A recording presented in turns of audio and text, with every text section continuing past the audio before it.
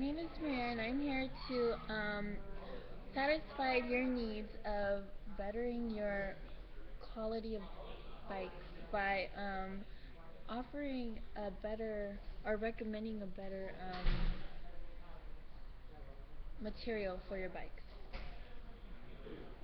So we will first talk about your needs for bettering your bikes, and then we will connect your needs to chemical properties, and then from there we'll talk about different categories of materials that you could use to make a bike, and then we'll narrow it down to one, and then from that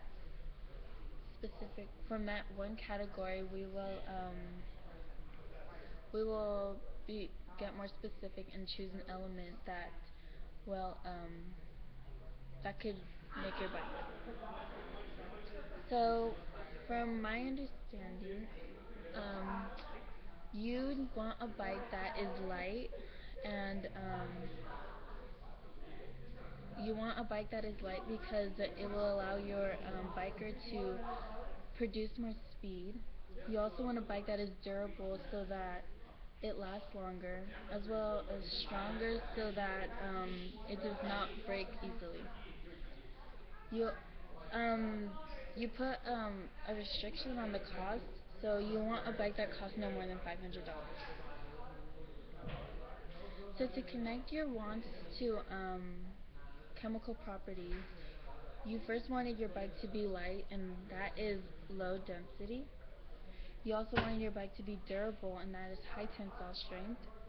You want your bike to be strong, and that is high hardness. So there are four different categories that you can make your bike out of, and those are metals, polymers, wood fibers, and or ceramics. Some properties of metals is that it is pretty hard. It has a high tensile strength. Um, it also has a high melting point, and the density and elasticity range because there are different types of metals.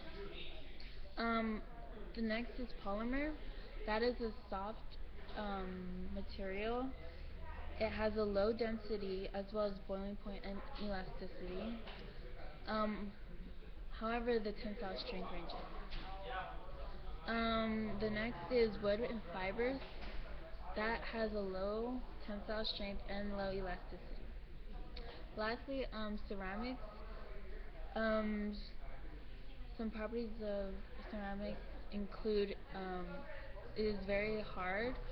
It has a high tensile strength as well as high melting point and density. Um, however, the elasticity ranges. So here are some examples of each of those categories. This is an example of metal. Um, this is something that you would want your bike to be made out of because it is hard. Although it is hard, it is also light. Well, some of it.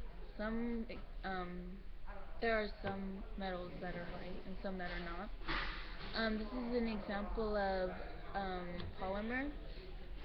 Inside the rope there's polymer, and you do not want your bike to be made out of that because it is a soft kind of material, and you don't want your bike to be soft because then that will, well, that's outrageous because you don't want your bike to be something soft, you want it to be something hard. This is an example of wood. Well, it is wood. Um, you could have your bike made out of wood, but that does not meet your requirements or your needs, so you don't want that. This is an example of ceramic. Although ceramic does meet your requirements, you would not want that um, to. You don't want that to be made. You don't want your bike to be made out of ceramic because it's not as good as metal.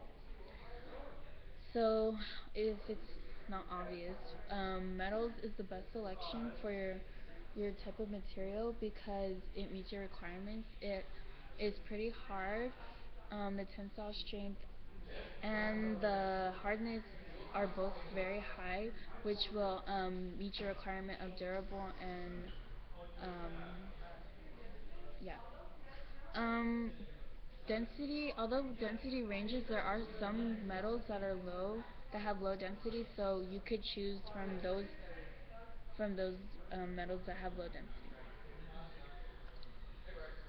So to get more specific, we chose beryllium oxide to be made out of for your bike to be made out of because it meets your requirements. It also, compared to other types of metals such as aluminum, it has a higher density. No, wait, it has a lower density and a higher hardness as well as tensile strength, which is much better for your bike.